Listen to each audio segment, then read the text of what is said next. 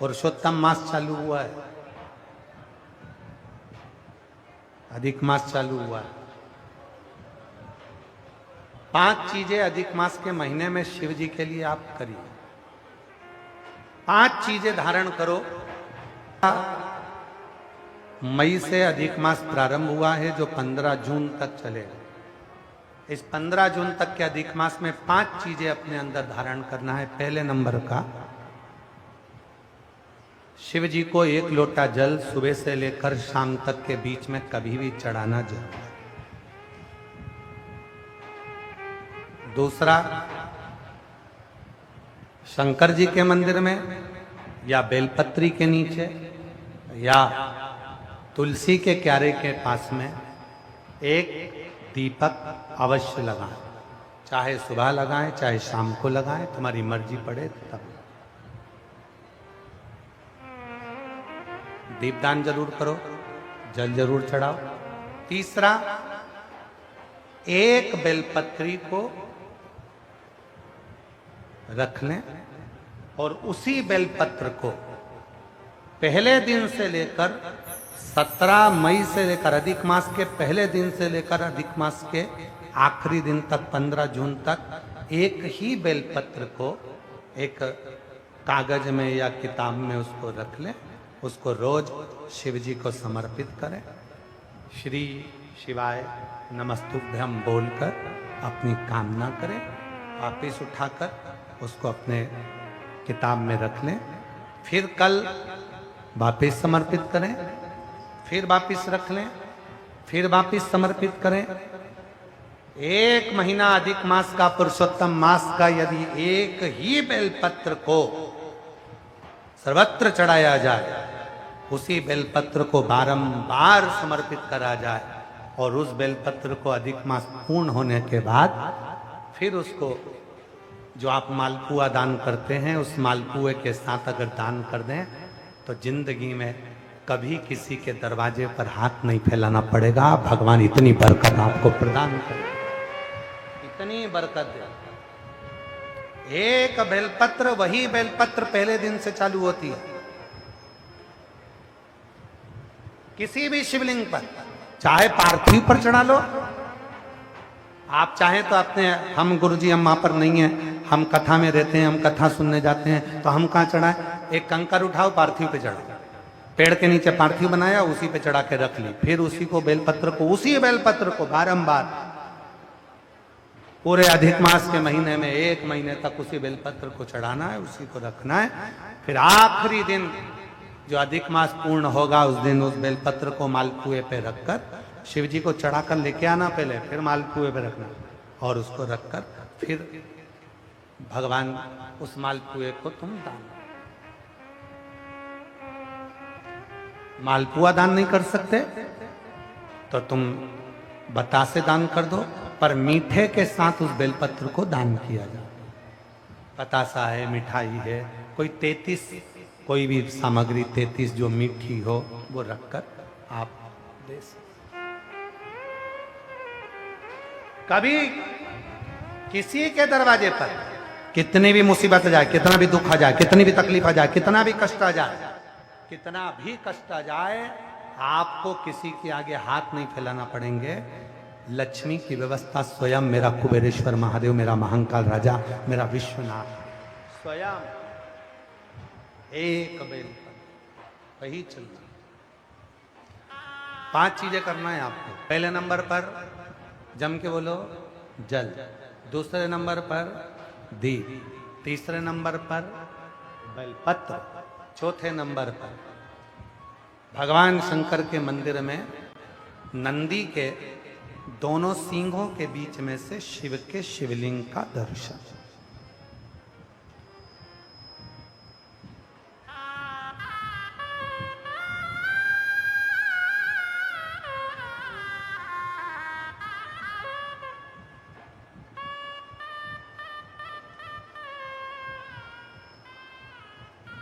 नंदी के जो सींग है उन सींग के मध्य में से भगवान शंकर का दर्शन। क्यों? किस लिए? अगर पुरुषोत्तम मास में, अधिक मास में हम नंदी के दोनों सींगों के बीच में से शंकर के शिवलिंग का दर्शन कर लेते हैं तो अपने अंतिम सांस तक शरीर के अंदर कोई बड़ी बीमारी कभी नहीं आती, कोई गंभीर बीमारी कभी नहीं, क्योंकि ज्येष्ठा का अधिक आया है। ज्येष्ठा का जो अधिक होता है उसमें अगर सींग, दोनों सींगों के बीच में से शिव के शिवलिंग का दर्शन करिए, शरीर में कभी कोई बड़ी बीमारी, ऐसी बीमारी नहीं आएगी जिसका इलाज है ही नहीं। रोगीले होकर, कष्ट भोग कर शरीर को नहीं त्याग, बहुत बड़ी बीमारी के साथ शरीर का त्याग नहीं करो। चौथा और 5वें नंबर पर भगवान शिव के मंदिर में, भगवान शंकर के मंदिर में या शिव कथा में या जहां हो वहां प्रदोष काल में, प्रदोष का समय, सूर्य डूबने का समय जब हो उस समय पर 5 बार 7 बार या तो पंचाक्षर मंत्र नमः शिवाय या षडाक्षर मंत्र ओम नमः शिवाय या श्री शिवाय नमस्तुभ्यम का जप। 5 बहुत, ये 5 अधिक मास में शंकर की 5 चीजें धारण कर लो। उसमें सबसे ज्यादा जरूरी जो है जल, दीप, बेलपत्र वही चढ़ाना, वही लेकर आना। कभी कभी हाँ, यदि घर के बच्चे ज्यादा बीमार रह रहे हैं, उनको सांस की प्रॉब्लम हो रही है, सर्दी खत्म नहीं हो रही, निमोनिया हो रहा है, बार बार उनको कफ जम रहा है, तकलीफ हो रही है, तो पीपल का छोटे से छोटा पत्ता लीजिए और एक बेलपत्री का पत्ता लेकर दोनों पत्र को अधिक मास की 7वीं के दिन शिव जी को समर्पित कर दीजिए। पिपलेश्वर महादेव का नाम लेकर उसको समर्पित करिए। उन दोनों को उठाकर लेकर आ जाओ। उन दोनों को जहां बच्चा रहता है उस घर में किसी भी स्थान पर उसको रख दीजिए। उसकी जो कफ जमना है, जो निमोनिया है, वो धीरे धीरे समाप्त होना प्रारंभ हो जाता है। 7वीं तिथि अधिक मास, इसके सिवाय नहीं होगा वो, अधिक मास के सिवा वो हो ही नहीं सकता, केवल अधिक मास। अधिक मास की 7वीं तिथि को पीपल का पत्ता, छोटा ही बेलपत्र का पत्ता समर्पित किया। नाम लेना है पिपलेश्वर महादेव। क्या नाम है? जम के बोलिए जरा, पिपलेश्वर महादेव। हमने पहले भी कथा में कहा, एक है कुंदकेश्वर महादेव, जो दवाई नहीं लगती, कुंदकेश्वर का नाम का स्मरण करो। कफ शरीर में, निमोनिया, सर्दी, इसको समाप्त करने के लिए पिपलेश्वर।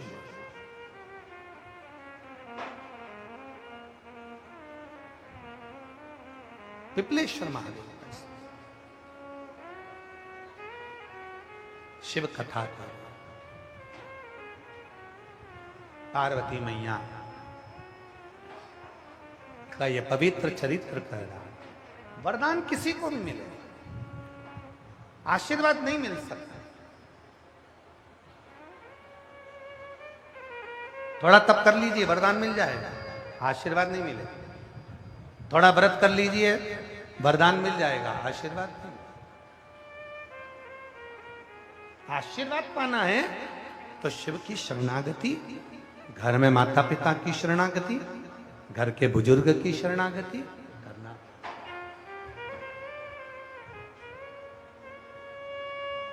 और शंभु शरणे मांगू घड़ी दुख काटो, दया कर दर्शन आपो। शंभु शरणे मांगू घड़ी रे घड़ी दुख काटो, दया कर दर्शन आपो। शिव को पुकारो। भगवान को पुकारो। कथा में कहा बच्चा रोता है, माँ दौड़ कर आती है। जब हम और आप शिव महापुराण की कथा में भगवान को पुकारते हैं तो भगवान भी दौड़ कर आते हैं।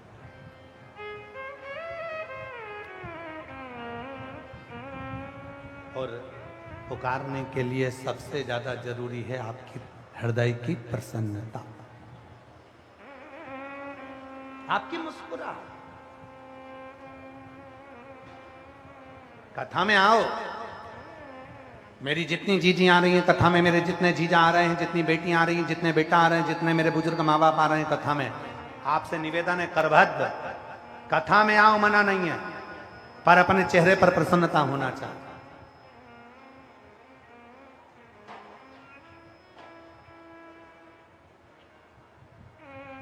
कथा में आना ये सोचकर मत आना कि मैं को आगे बैठने को मिलेगा।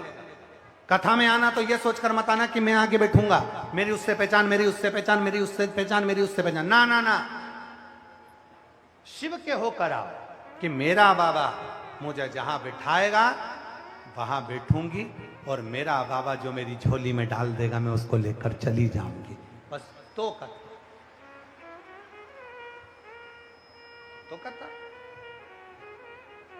था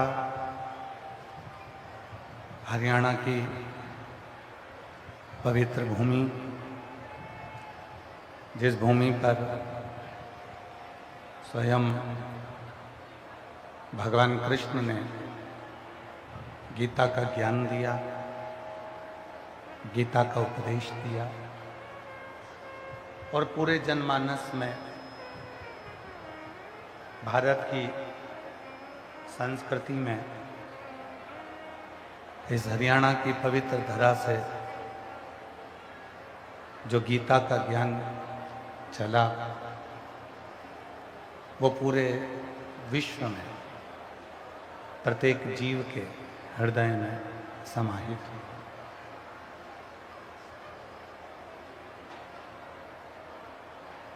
करनाल की घनोटा की ये पवित्र भूमि है, करनाल दानवीर कर्ण की पवित्र धरा है, जिस भूमि पर स्वयं भगवान कृष्ण अपना चरण रखे हैं। हरियाणा की यह बहुत पवित्र धरा है। भाग्यशाली हैं आप सभी जो अधिक मास के, पुरुषोत्तम मास के इस पवित्र अवसर पर, मल मास के पवित्र अवसर पर आप सभी इस पवित्र कथा को श्रवण करने के लिए आए हैं। आपकी दृढ़ भक्ति को देखकर हम आपके चरणों को नमन करते हैं, जो आप लाखों की संख्या में यहाँ पर हैं। शिव की बोल बम का नारा है, श्री शिवाय सारी समस्या का हल। भगवान शिव जो संपूर्ण जगत का कल्याण करने वाले, संपूर्ण जगत का उद्धार करने वाले, ये कथा केवल श्रवण करने के लिए नहीं है,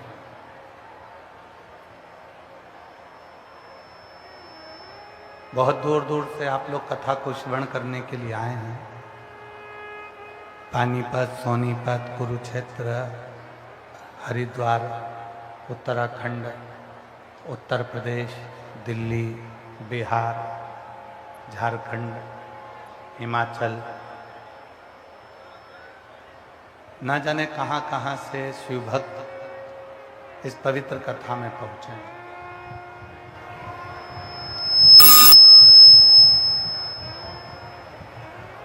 और केवल श्रवण करने को नहीं,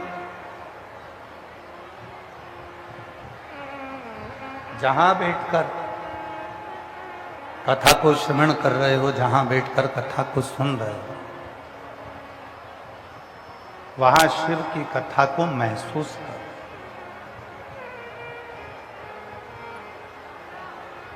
शिव तत्व क्या होता है, शंकर जी की कथा का सुख क्या होता है, उसको महसूस करो।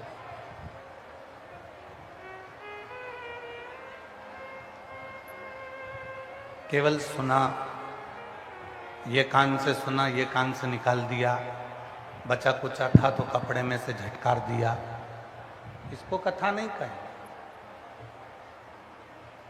कथा वो जो आपके जीवन की सारी व्यथाओं को मिटा दे। केवल सुना और निकाल दिया, वो कथा नहीं।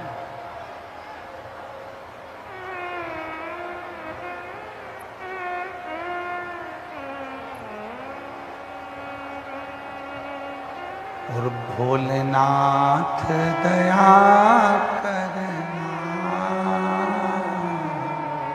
मैं तेरे भरोसे।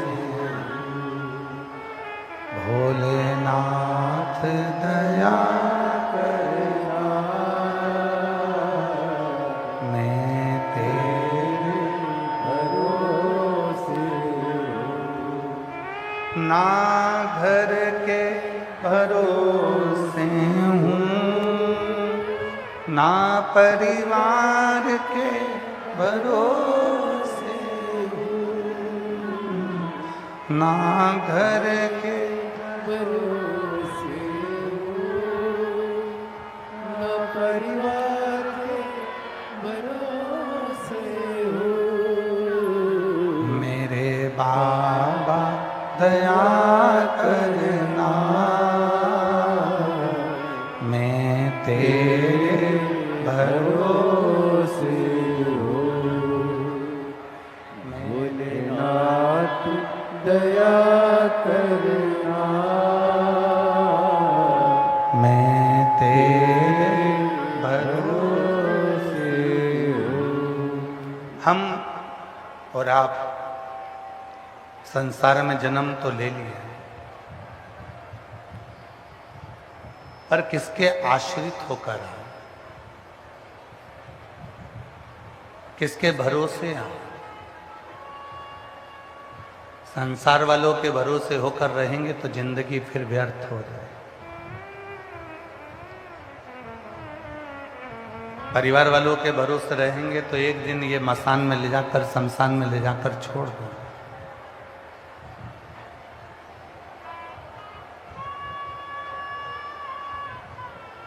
दूसरों के भरोसे रहेंगे तो एक ना एक दिन हमारे जीवन को ये नरक बना देंगे।